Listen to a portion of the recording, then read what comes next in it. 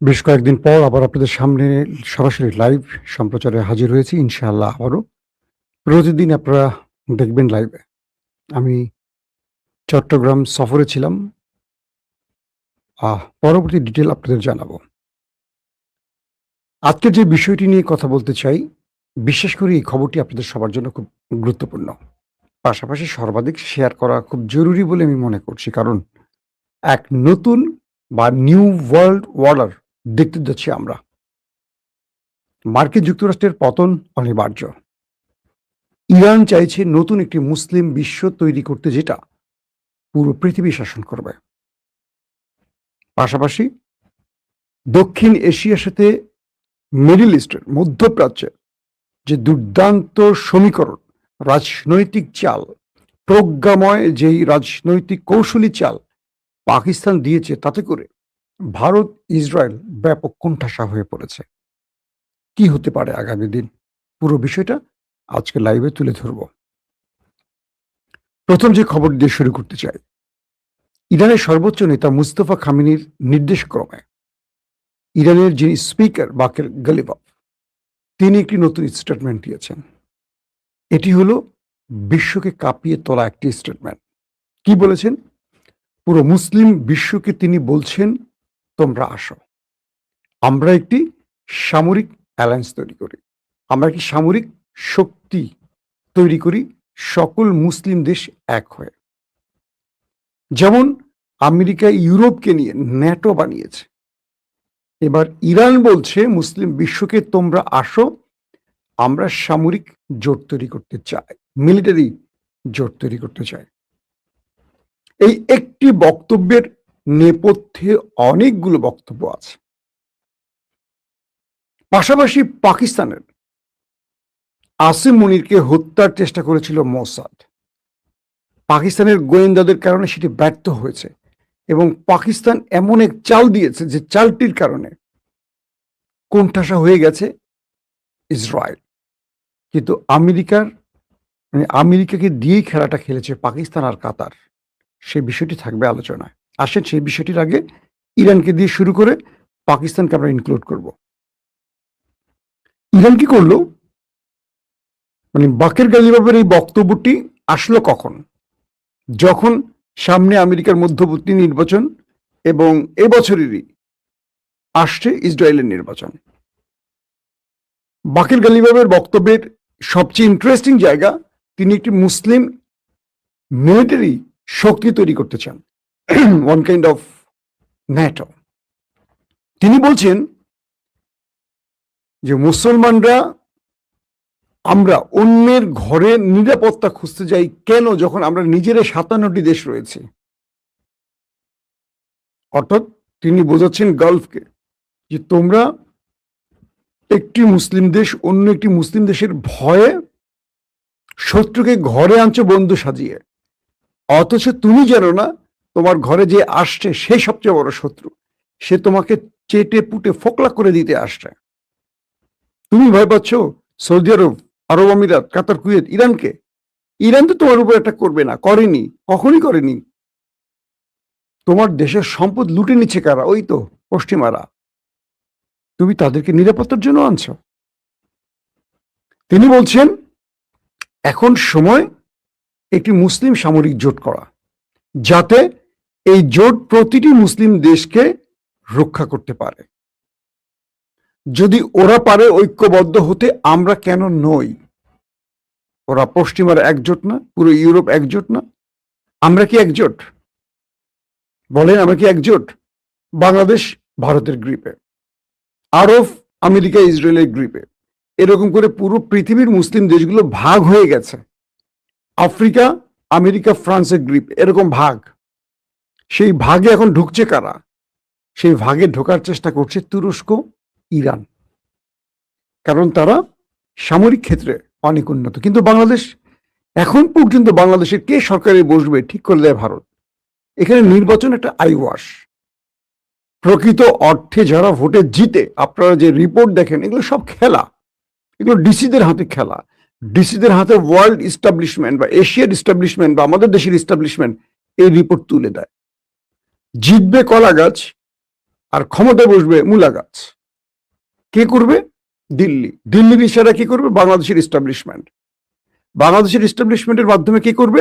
বাংলাদেশের প্রশাসনিক কর্মকর্তারা। আপনি কি দেখবেন আর কি হবে? আগা মাথা থাকবে না, সব উলট পালট। এটা বাংলাদেশ। তো এখন ইরানের বক্তব্য অনুসারে তিনি বলছেন আগামীতে আমেরিকার পতন অনিবার্য এবং ইরান আমেরিকার মসনদ বা ক্ষমতার দম্ভ ভেঙে দিয়েছে।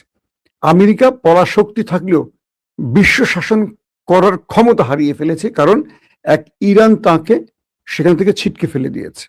রাশিয়া না, চীন না, ইরান। কিন্তু ইরান বলছে আমাদের টার্গেট আমেরিকা ধ্বংস নয়, আমাদের টার্গেট ইসরায়েল। আমেরিকা আমেরিকার জায়গায় থাকুক, কিন্তু আগামী দিন আমাদের জন্য আতঙ্ক হলো নেতানিয়াহু বা তার দেশ। আমাদের উপর সবচেয়ে বড় ষড়যন্ত্রের প্ল্যানটা ওরা করছে। ওরা আমেরিকাকে দিয়ে বা আদার্স কাউকে দিয়ে ইমপ্লিমেন্ট করে। মূল কাজটা তো ওরা সাজিয়ে দেয়। যেমন ডোনাল্ড ট্রাম্প নেতানিয়াহুকে পাগল বলেছেন, অনেক গালাগাল করেছেন। কেন? কারণ নেতানিয়াহুর এই চালে পড়ে ট্রাম্প তার রাজনীতি শেষ করে ফেলছেন। তার প্রেসিডেন্টশিপের সবচেয়ে দুর্ভাগ্যজনক টাইম পার করছেন এই ইরান আমেরিকার যুদ্ধের 100 দিন। ট্রাম্প বলছেন যে নেতানিয়াহু এবং তার মোসাদের পরিকল্পনা তিনি যুদ্ধে নেমেছেন, কিন্তু আমেরিকার পেন্টাগন, তার সামরিক সদর দপ্তর তাকে যে রিপোর্ট দিয়েছে সেটাই সত্য প্রমাণ হয়েছে। অর্থাৎ বলছে আমেরিকাতে আমরা জয় পাবো না, জয়ের সম্ভাবনা আমাদের 10%, 90% পরাজয় সম্ভাবনা, সেটি হয়েছে। কিন্তু মোসাদ কি বলেছিল? মোসাদ আমেরিকাকে বলেছিল তোমরা অ্যাটাক করো, 2 দিনের মধ্যে রেজিম চেঞ্জ হয়ে যাবে, ইরান তোমাদের দখলে। পুরোটা ছিল আমেরিকাকে যুদ্ধে নামানো মোসাদের একটা খেলা। কিন্তু নামানোর পর আমেরিকাকে কি করলো? তার পরাশক্তির জায়গা থেকে ছিটকে ফেলে দিল। এখন ইরান বলছে আসো তুরস্ক, এই জোটে থাকবে আমাদের লেবানন, ইয়েমেন, এবং এই জোটে পৃথিবীর প্রত্যেকটি মুসলিম দেশ তার নিজের অবস্থানটাকে দৃঢ় করবে। ধরেন বাংলাদেশ এই অ্যালায়েন্সে যোগ দিল, ভারত বাংলাদেশে আগ্রাসন চালালে পুরো মুসলিম সামরিক ইউনিটি একসাথে ভারতের বিরুদ্ধে দাঁড়াবে। তার মানে কি বাংলাদেশ আর একা নয়। ভালো করে খেয়াল করেন, ভারত একটা বিশাল দেশ, তাই না? বাংলাদেশ ছোট দেশ। বাংলাদেশের সামরিক শক্তি ভারতের কি বলবো একেবারে নিচের দিকে, মানে ভারতের কাছে বাংলাদেশ কিছুই না।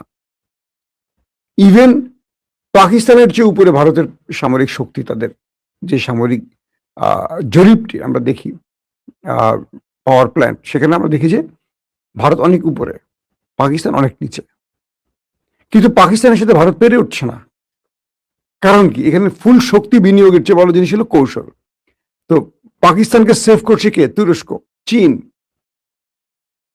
এই দুটো দেশ যখন পাকিস্তানের পাশে দাঁড়ায়, ভারত অটোমেটিক শক্তিহীন হয়ে পড়ে, মানে ভারতের কাছে পাকিস্তান বিজয় লাভ করে।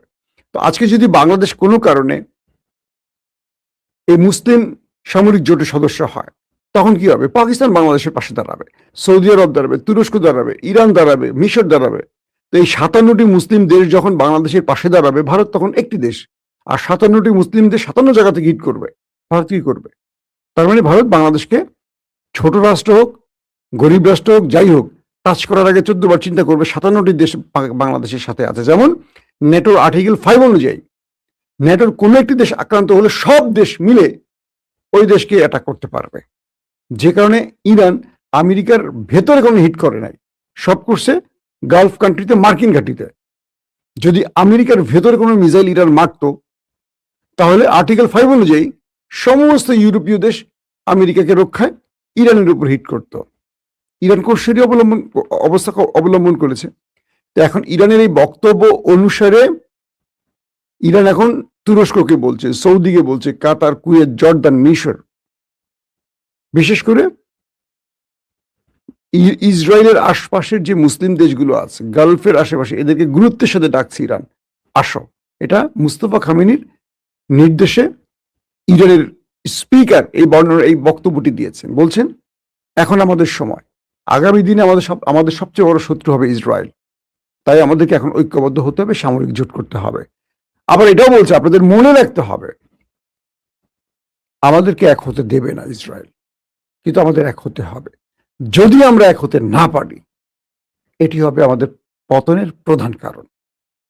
ইরানের সামনে আরেকটা ভয় আছে, কারণ এই মধ্যবর্তী নির্বাচনটা ট্রাম্প পার করতে চাচ্ছেন, এই জন্য যুদ্ধটা বন্ধ করেছেন। যদি কোনো কারণে ট্রাম্প আবার জিতে যান, আরেকটা অ্যাডভেঞ্চার করতে পারেন, ইসরায়েল আবার নামাতে পারে, কারণ মধ্যবর্তী নির্বাচন পার হয়ে গেছেন তিনি। আর যদি হেরে যান, নতুন সরকার আসবে বা যেটা হবে সেটা নতুন ভিন্ন হিসাব। তো এরই মধ্যে আরো কিছু দুর্দান্ত খবর আসছে, সেটা হলো ইসরায়েল বা মোসাদ চেয়েছিল পাকিস্তানের কি বলে আসিম মনিরকে হত্যা করতে। কারণটা কি? কারণ এই ইরানের যে বিজয়টা, এই বিজয়টার নেপথ্যে দুটো রাষ্ট্র সবচেয়ে বেশি কাজ করছে, একটা হলো পাকিস্তান, একটা হলো কাতার। আর এই পাকিস্তান কাতারের মূল মাস্টার মাইন্ড হিসেবে নেপথ্যে ছিল তুরস্কের এরদোয়ান বলা হচ্ছে। এরদোয়ান সিনে আসেন নাই, কিন্তু খেলছেন, হাকান ফিদানকে দিয়ে খেলছেন, তার পররাষ্ট্রমন্ত্রীকে দিয়ে। কি হয়েছে? পাকিস্তানকে নামিয়েছেন, কাতারকে নামিয়েছেন, কিন্তু তিনি নীরবে থেকেছেন।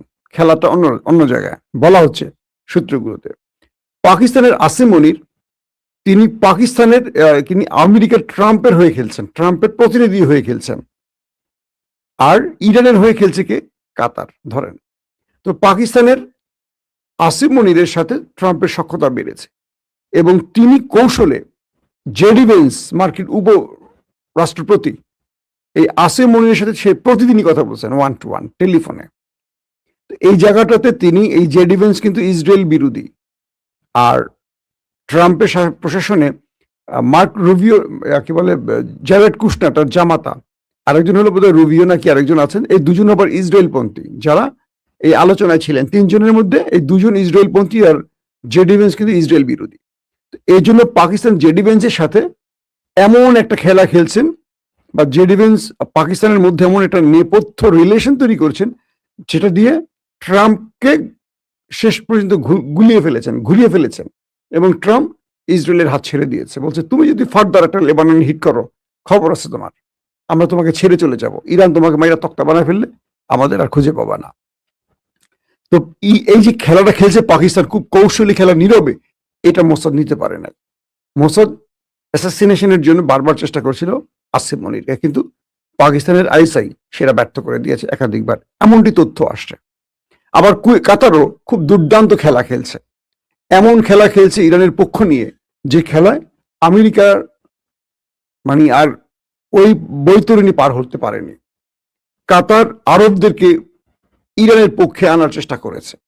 পাশাপাশি এই পাকিস্তান সৌদির সাথে, কাতারের সাথে, আরো কয়েকটি আরবের সাথে নীরবে যোগাযোগ করেছে, বলছে মানে পাকিস্তানের মধ্যস্থতায় যেমন আমেরিকা ছিল, আবার পাকিস্তান ইরানের হয়ে দুতিয়ালি করেছে নেপথ্যে বসে। সৌদি আরবকে বলছে তোমরা অ্যাটাক করো না ইরানকে, ইরান তোমাদের বিরুদ্ধে অ্যাটাক করতে চায় না, ইরানের উদ্দেশ্য এটা। আরব আমিরাতকে বলছে, কাতারকে বলছে, কুয়েতকে বলছে, জর্দানকে বলছে, এদেরকে আবার পাকিস্তান থ্রো করছে ইরানের বক্তব্যগুলো। অর্থাৎ একটা ক্রুশিয়াল টাইমে পাকিস্তান বুঝতেছিল যে ইরান যদি এই জমিনে ব্যর্থ হয়ে যায় ইসরায়েলের কাছে, নেক্সট টার্গেট পাকিস্তান এবং তুরস্ক হবে।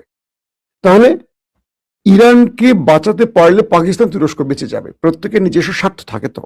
কারণ গ্রেটার ইসরায়েলের সূত্রটি আরবদেরকে আতঙ্কে ফেলে দিয়েছে, মানে নেতানিয়াহু যে গ্রেটার ইসরায়েল তৈরি করবেন, এই সূত্রটি কিন্তু আরবরা জানে।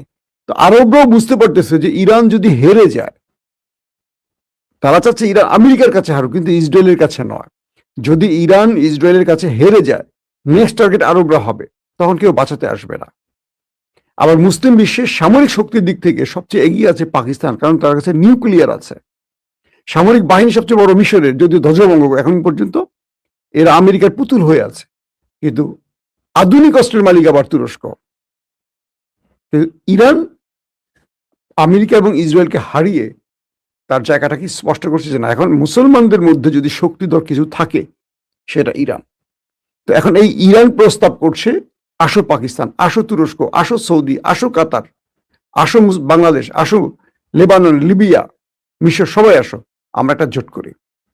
তো পাকিস্তানের এই দুর্দান্ত চালে, কাতারের দুর্দান্ত চালে যখন ইসরায়েল ব্যর্থ হয়ে গেছে, নেতানিয়াহু তখন কোণঠাসা হয়ে গেছে, ট্রাম্প তখন কোণঠাসা হয়ে গেছে, এবং পাকিস্তান এমন খেলা খেলছে, কুয়েত এমন খেলা, কাতার এমন খেলা খেলছে, শেষ পর্যন্ত ট্রাম্প ইসরায়েলের হাত ছেড়ে দিয়েছে।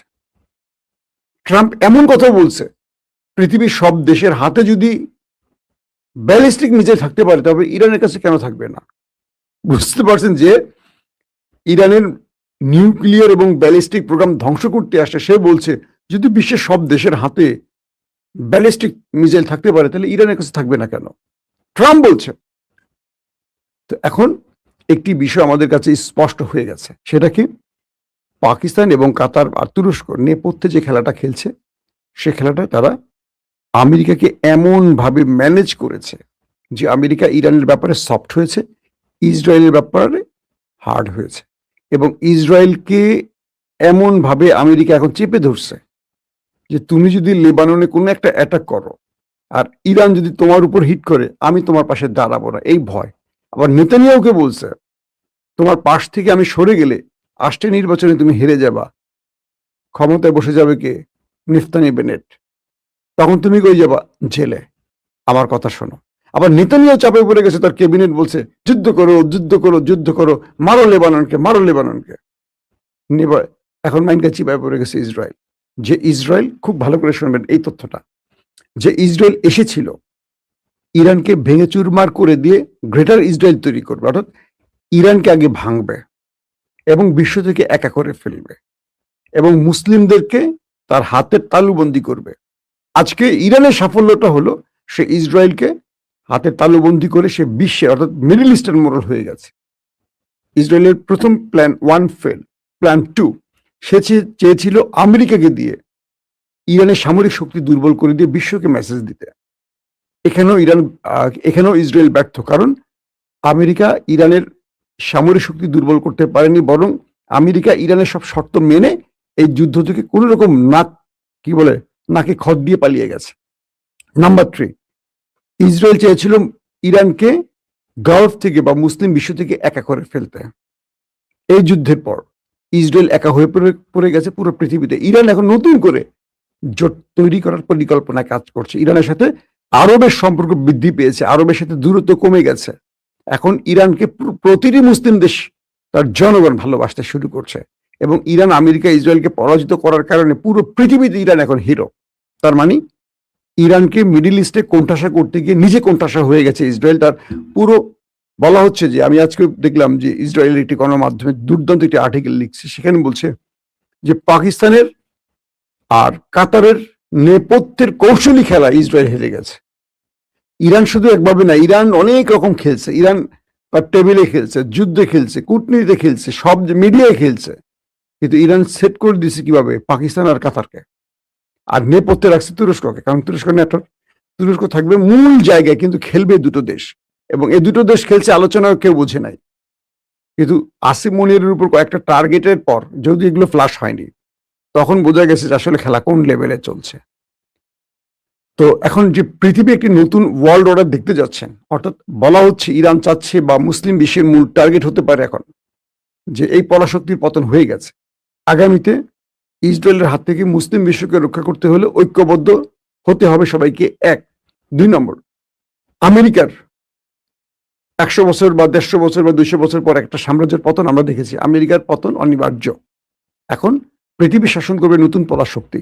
ইরান বলছে, বিভিন্ন বিশ্লেষণে বোঝা যাচ্ছে নতুন পরাশক্তি হতে পারে মুসলিম পরাশক্তি। সেটি কি? যদি 57টি মুসলিম দেশ এক টেবিলে আসে। আসবে কি আসবে না, কারণ ইসরায়েল আসতে দেবে না, আর মুসলমানদের আসতে হবে। যদি আসতে পারে তবে মুসলিম বিশ্ব নিউ ওয়ার্ল্ড অর্ডার তৈরি করবে, আর যদি আসতে না পারে তাহলে আবারও ইসরায়েলের হাতে মার খাবে। ইসরায়েল একবার পাকিস্তানকে মারবে, একবার ভারতকে ইরানকে মারবে, একবার সৌদিকে মারবে, একবার কুয়েতকে মারবে, একক। আর সবাই বলবে আমাকে তো মারে না, আমাকে তো মারে না, কিন্তু একে একে সবাইকে মারবে ইসরায়েল। আর যদি না মারে তাহলে ওদের গ্রেটার ইসরায়েল বাস্তবায়ন হবে না। সো ইরান যে আহ্বানটি করছে মুসলিম বিশ্বকে, আসো একটা সামরিক জোট তৈরি করি, অ্যালায়েন্স তৈরি করি, এটি এখন সময় উপযুক্ত, এবং এটি এখন মূল সময়। কারণ এই সময়টিতে আমেরিকার পতন ইরানের কাছে হয়ে গেছে। তাই এই সুযোগটি যদি মুসলিমরা কাজে লাগায় ঐক্যবদ্ধ হওয়ার, আগামী দিন যে নিউ ওয়ার্ল্ড অর্ডারের কথা বলছি, এটি হবে মুসলিমদের হাতে। আল্লাহ হাফেজ।